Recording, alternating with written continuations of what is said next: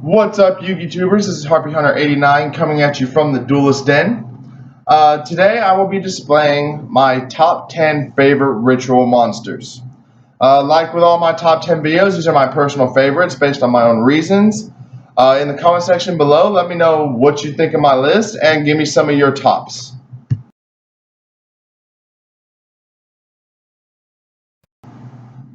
Coming in at the number 10 spot is Hungry Burger.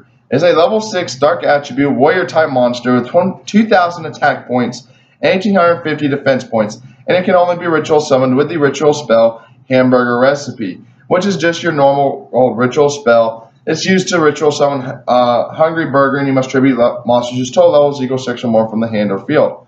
Hungry Burger made my top 10 list merely because it's a fucking cheeseburger. Everybody loves cheeseburgers. I always like Hungry Burger because it was a cheeseburger. And yeah, I'm a big burger fan.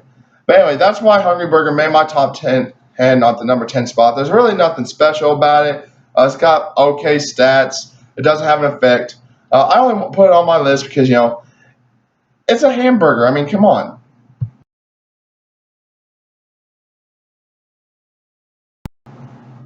At the number 9 spot on my list is Blackluster Soldier. This card made my list because of nostalgia feel. It's one of the first ritual monsters ever made. For me, like I said, it's just a nostalgia thing. It's a level 8 Earth Warrior type monster with 3,000 attack points and 2,500 defense points. And the ritual spell is just your basic old ritual spell. It's Blackluster Ritual, and it's used to ritual summon Blackluster Soldier, and you must tribute monsters from your hand or field whose total levels equal 8 or more. But like I said, it made my list just because it's a nostalgia feel to me.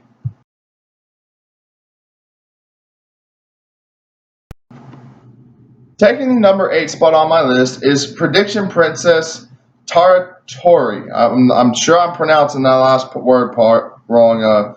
Taratori, whatever, however you say it. But it's a level 9 light fairy type monster, 2,700 attack points and 1,200 defense points.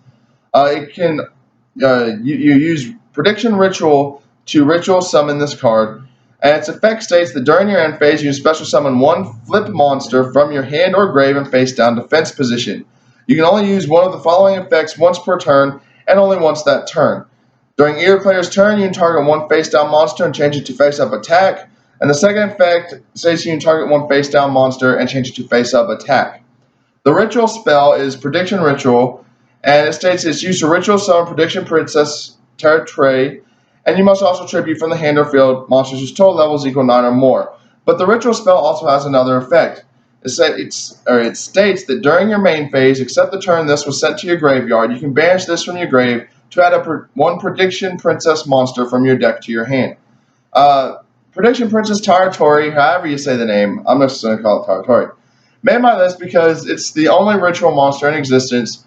This specifically works with flip effect monsters, and there's a whole archetype around it. Right now, the Prediction Princess archetype doesn't really have a lot of rituals. It's pretty much just a bunch of flip effect monsters. I'm hoping that in the future, Konami releases more Prediction Princess support, like more rituals and spells for it, because I really like the deck. It's a pretty good deck. But it only came in at number 8 on my list.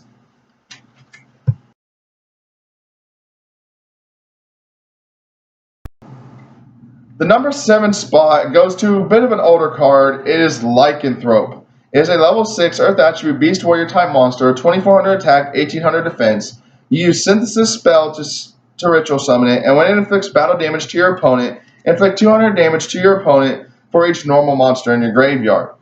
The ritual spell, Synthesis spell, is just your regular old ritual spell. It's used to ritual summon Lycanthrope, and you must tribute monsters whose level is equal 6 or more from the field or hand. Lycanthrope made number 7 on my list because it's a werewolf. There's not really a whole lot of werewolf cards. I think you got Lycanthrope and the Ghostrick Werewolf. Other than that, there's really not a lot any more werewolf cards out there, which kind of sucks. Because I think it would be cool for Konami to do sort of a werewolf themed deck at some point in the future. But Lycanthrope made number 7 because it is a werewolf, and it can only be special or ritual summoned with this ritual spell. That's the spell. I forgot to mention that in a second.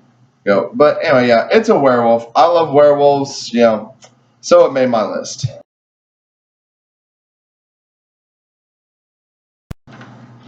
Taking the number 6 spot is Shinado, King of a Higher Plane. It's a level 8 light fairy type monster, 3300 attack and 3000 defense, and it can only be ritual summoned with the ritual spell Shinado's Arc. King of the Higher Planes effect states that when this destroys a defense position monster and sends it to the graveyard by battle, inflict damage to your opponent's life points equal to the original attack of the destroyed monster. And its spell card is, just your regular old spell card or ritual spell. Everybody knows how they work. Activate, tribute, ritual summon. It's just your regular old spell card. But Shinado made number 6 spot on my list because of its high stats and its effect. The only problem with Shinado is it has to attack defense position monster. But I've always been a big fan of Shinado. It's like I said, it's a decent. When it first came out, it's decent stats, but it made number 6 because of its effect.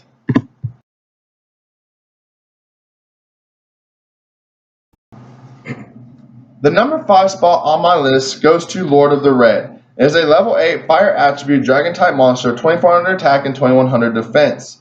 It can use Red Eye's Transmigration to ritual summon this card.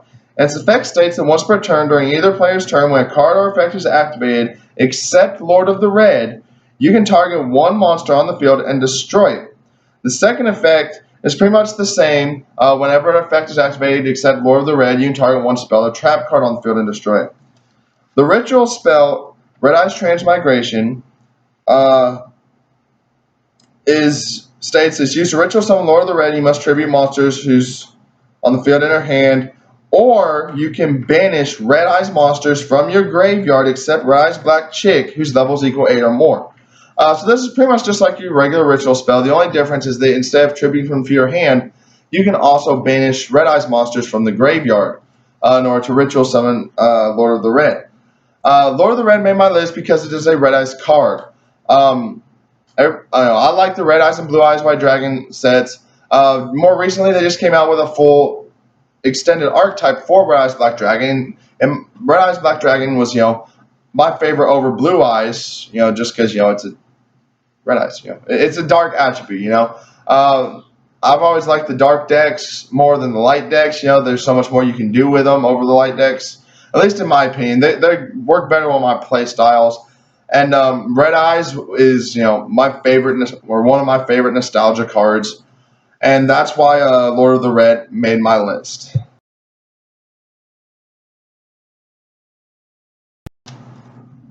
The number 4 spot goes to Saphira, Queen of Dragons. It is a level 6 light attribute dragon type monster, 2400 attack point or 2500 attack points and 2400 defense points. Is ritual summoned using the ritual spell Hymn of Light. And the effect states that during the end phase, if this was ritual summoned this turn, or if a light monster was sent from the hand or deck to the graveyard this turn, while this face-up card was on the field, you can activate one of the following effects. Effect number 1, draw 2 cards, then discard 1 card. Effect number 2, discard 1 random card from your opponent's hand. And effect number 3 is add 1 light monster from your graveyard to your hand. You can only use 1 Saphira, Queen of Dragons effect per turn, and only once that turn. The ritual spell it says used to ritual summon Saphira, Queen of Dragons. You must tribute from hand or field whose total levels equal 6 or more. And if a ritual monster you control be destroyed, you can banish this card from your graveyard instead. So Saphira has a built-in protection with its ritual spell. And what I liked about it so much is it works real well with Lightsworn, which is a deck I run. If you've seen my Lightsworn deck profile, I don't run this card in it. But it does work real well with Lightsworns. And what surprised me was that it is not a Lightsworn specific card. Like, it doesn't have Lightsworn in its name. It's not part of that archetype, which really surprised me. Because based off of the effect, you would think, Lightsworns. But the reason I like it is and the reason it made my list is because it meshes well with Lightsworns. And, any card that goes well with one of my decks, I generally like. But Saphira is just, it's a pretty good card. It's got a powerful effect, and it's just one of those cards that, you can do so much with.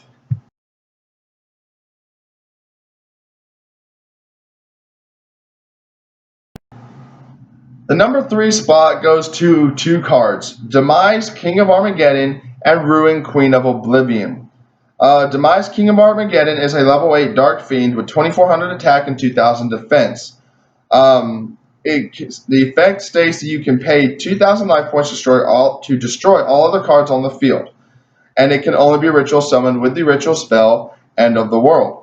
Ruin, Queen of Oblivion, is a level 8 light fairy with 2,300 attack points and 2,000 defense points. It can only be ritual summoned with the ritual spell card End of the World, and if this card destroys an opponent's monster by battle, it can attack once again in a row. The ritual spell for it is used to it states that it's used to ritual summon Ruin, Queen of Oblivion, or Demise, King of Armageddon, and you must tribute monsters from the hand or field's levels equal the level of the ritual monster you're attempting to ritual summon. So it's pretty much just your basic ritual spell, only works for multiple cards. Demise and Ruin made my list because they require the same spell, and it's really difficult to get multiple copies of both of these on the field. And for me, I like a challenge, and that's why they're on the list, because it is a bit challenging to get these on the field without spell recursion, which there's not a whole lot of for ritual spells. But they also have pretty powerful effects. Demise is sort of like Judgment Dragon. It can blow up the field.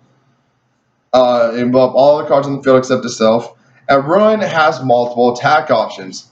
Now, I'm not 100% on this ruling because, I couldn't find it anywhere. But the way it's worded on here for Ruin is that every time it destroys an opponent's monster by battle, it can attack once again. So if your opponent's got 5 monsters on the field, it attacks the first one, destroys it, goes after the second, and the third, and the fourth, and the fifth, then it can make a direct attack. That's the way I understand that the ruling works. I might be mistaken, but that's why I like the card and why it made my list.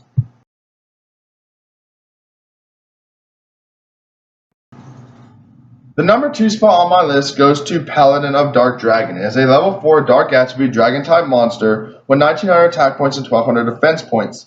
You use the ritual spell Dark Dragon Ritual to summon it, and its effect states that at the start of the damage step, if this card attacks a defense position monster, destroy that monster. You can also attribute this card to special summon 1 Red Eyes monster from your hand or deck, except Red Eyes Black Chick, and you can only use the effect of Paladin of Dark Dragon once per turn. The spell Dark Dragon Ritual is used to ritual summon Paladin of Dark Dragon. You must also tribute monsters whose total levels equal 4 or more from the hand or field. And it has a second effect. During your main phase, except the turn this was sent to the grave, you can banish this from your graveyard to add 1 Red Eye spell or trap card from your deck to your hand. Now, there are 2 other cards similar to this. It is Paladin of White Dragon, which does the same attack, defense, destroy it, and you attribute to summon a Blue Eyes White Dragon. Then there's also Paladin of Photon Dragon, which does pretty much the same thing as well. Now you might say, well, why did you put Dark Dragon on over and not have White Dragon and Photon Dragon on the list? Here's why.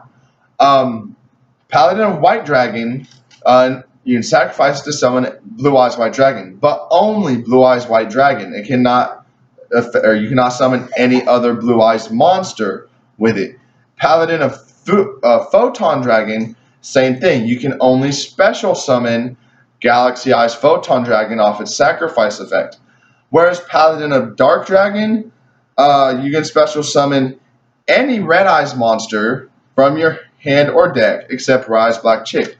So out of all of the Red Eyes monsters there are, you got Red Eyes Black Metal Dragon, you got Red Eyes Black Dragon, the whole new arc, all the new Red Eyes cards that are out there. The only card that this cannot summon is the Red Eyes Black Chick. So there's a wider variety of monsters you can summon with this ritual monster. And that's why I don't have Paladin of White Dragon or Paladin of Photon Dragon, because they're limited in what they can summon with their sacrificial effect. Again, this is a Red Eyes card. I love Red Eyes Black Dragon. My son loves Red Eyes Black Dragon. It's one of our favorites of the original set, the original boss monsters.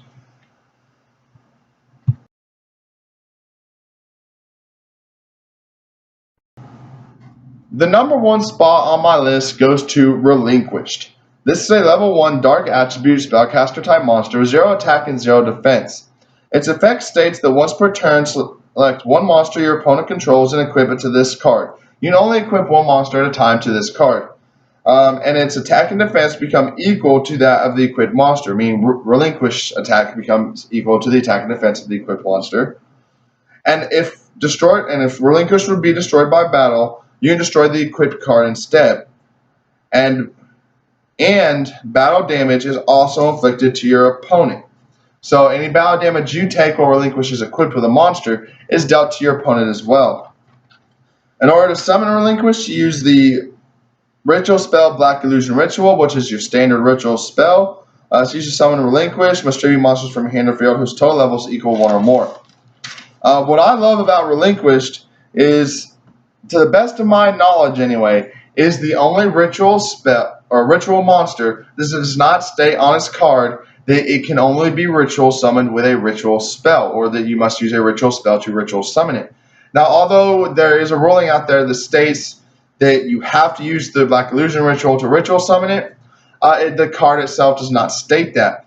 And the reason this came to be is because when it was first printed, there was so much text on the effects box on the card that Konami didn't have room to put that statement on there.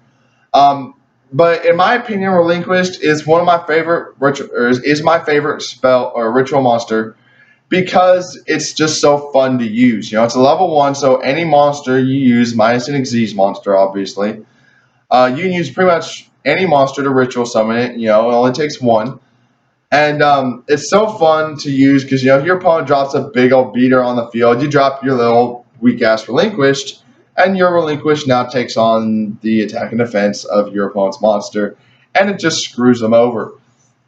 I love the way, I loved this card when Pegasus first used it in the anime, and it was just so funny because he'd always be taking people's shit. And I used to run this card back in the day when I had my ritual deck during the GX era. And it was just so fun to fuck with people's decks using this card.